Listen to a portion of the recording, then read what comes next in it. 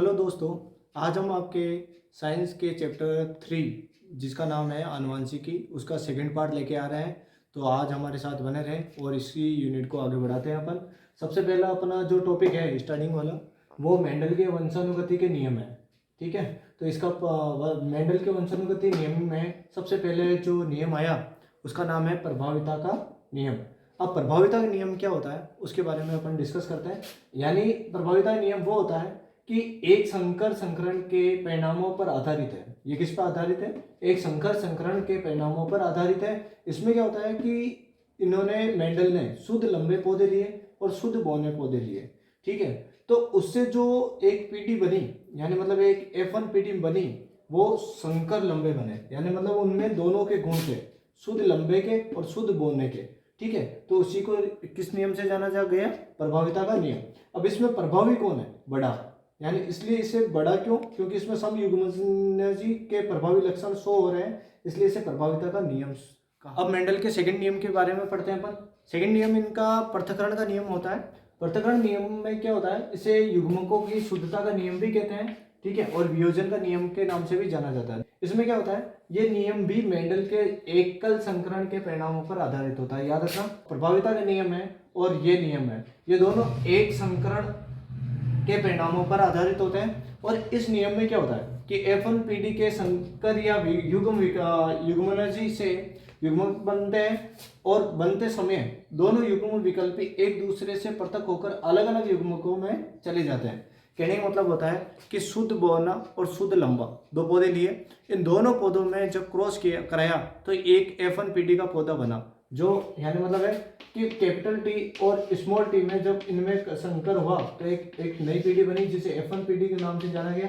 ठीक है, तो ये जो है युग्म बनते समय दोनों युग्म विकल्पी एक दूसरे में अलग अलग होकर युग्मकों में चले जाते हैं और इन दोनों का अलग अलग होके एक नई पीढ़ी बन जाना ये युग्म विकल्पी कहलाता है। और इसे ही को पृथक्करण का नियम कहते हैं, क्योंकि पृथक्करण हो चुका है कि टीका टूट के और इससे स्मॉल टी का टूट के एक नई पीढ़ी बन गई, स्मॉल कैपिटल टी और स्मॉल टी। अब प्रत्येक युग्मक में एक लक्षण के लिए एक युग्मक विकल्पी पाया जाता है। इसमें हर एक लक्षण के लिए एक युग्म विकल्पी लेते हैं अपन। लंबे के पौधों के लिए अपन कैपिटल टी लेते हैं और छोटे पौधों के लिए अपन स्मॉल टी लेते हैं। तो अब हम पृथक्करण के नियम को प्रैक्टिकल के द्वारा समझते हैं। सबसे पहले उन्होंने लंबे पौधे लिए जिनको समयुग्मजी, इन लंबे पौधों का समयुग्मजी कैपिटल टी लिया और बौने पौधे लिए शुद्ध, उसमें समयुग्मजी स्मॉल टी लिया। इससे एक पीढ़ी बनी जिससे F1 पीढ़ी के नाम से जाना गया और यह हुआ विषम युग्मनजी। आपको सम और विषम में समझ में नहीं आता। सम का मतलब होता है जिसमें दोनों समान हो, यानी दोनों लक्षण समान हो, जैसे टी टी ये सम हो गया। और विषम में क्या होता है कि अलग अलग हो, एक तो बड़ा और एक छोटा, दोनों के लक्षण हो तो इसे विषम युग्मनजी कहते हैं। और सम युग्मनजी में दोनों समान होते हैं।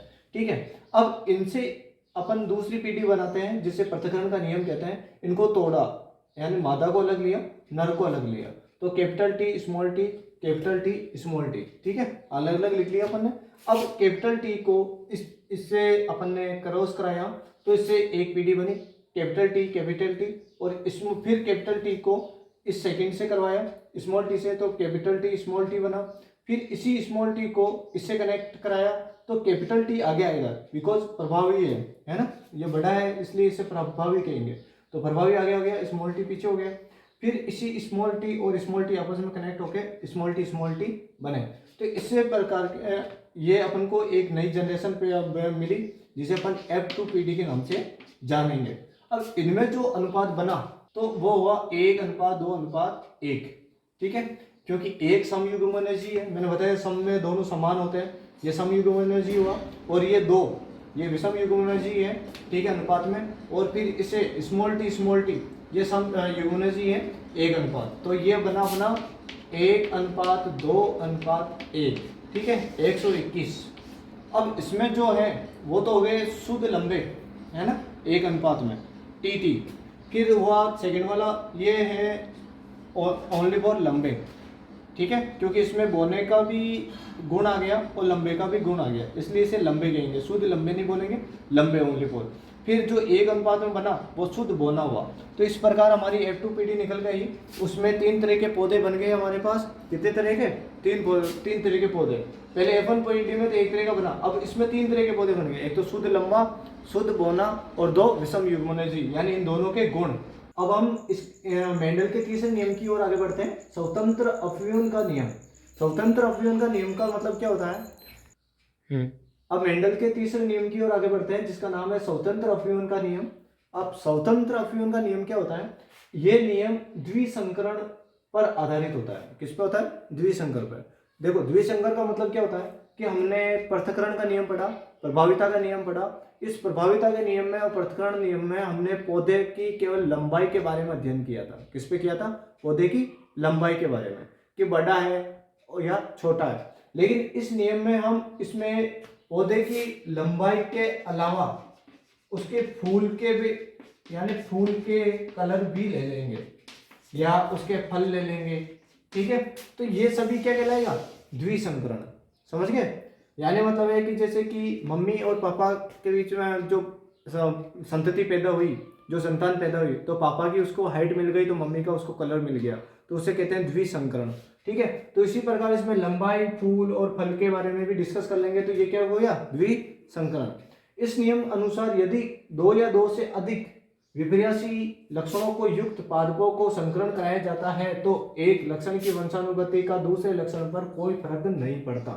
कहने का मतलब है कि दो अलग अलग पादपों को आपस में क्रॉस कराया जाता है तो एक का लक्षण पर उसके दूसरे लक्षण का कोई प्रभाव नहीं पड़ता। समझ गए?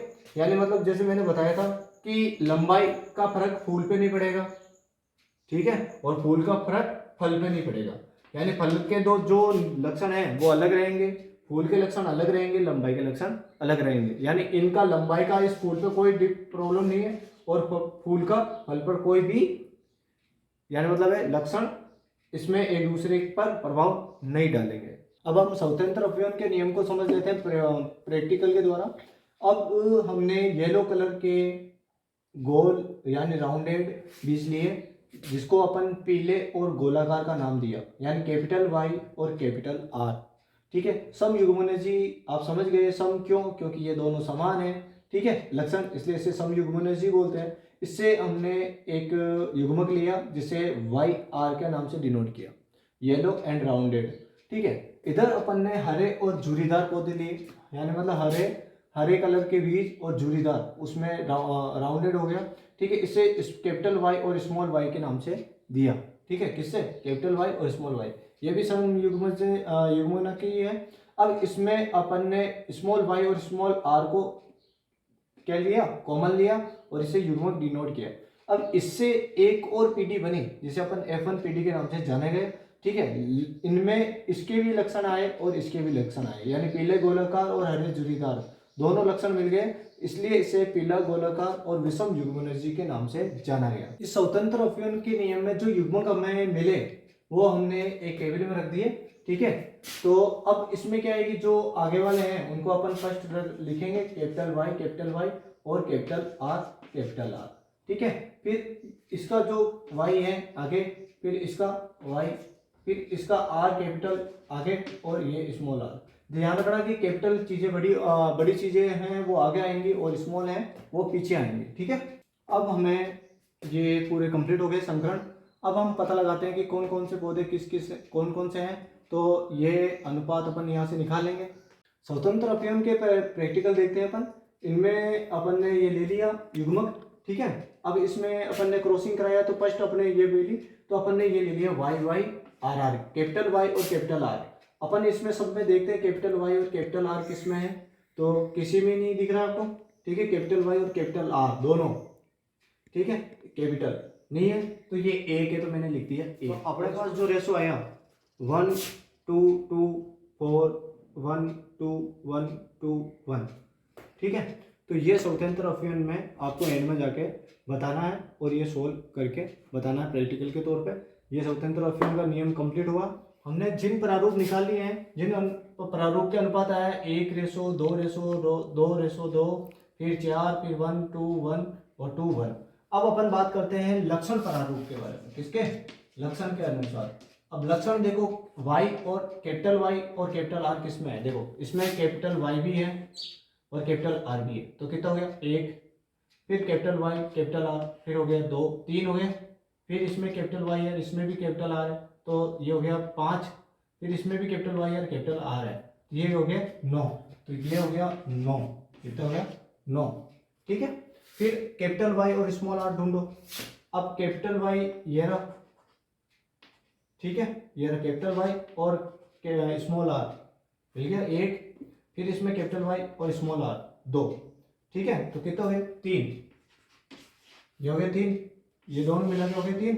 अब बात करते हैं स्मॉल वाई और कैपिटल आर के बारे में। अब देखो इसमें स्मॉल वाई और कैपिटल आर, एक तो ये रहा और एक ये रहा, तो ये भी हो गया 3, ठीक है, और एंड में जो स्मॉल वाई और स्मॉल आर है ये है 1। तो लक्षण प्रारूप अपने पास बना 9:3:3:1। तो याद रखना है कि आपको जिन प्रारूप तो ये हो गया, और लक्षण प्रारूप ये हो गया आपके 9:3:3:1। तो अब हमारा ये यूनिट वैसे कंप्लीट हो चुका है, ठीक है। तो कंप्लीट होने के बाद में अब आपको ये रीडिंग करना है वापस, और जहाँ कोई प्रॉब्लम हो कमेंट करके एक बार जरूर बताएं।